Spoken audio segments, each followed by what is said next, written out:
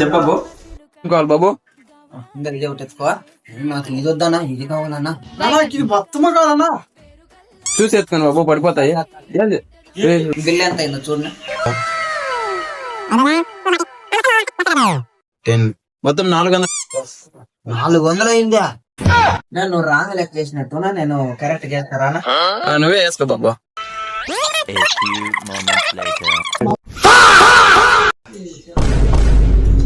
ఎంత అయింది బాబు?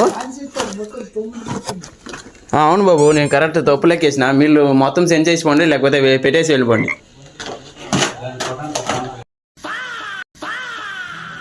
తీసినట్లు అయింది కానీ ఈరోజు అయినట్లు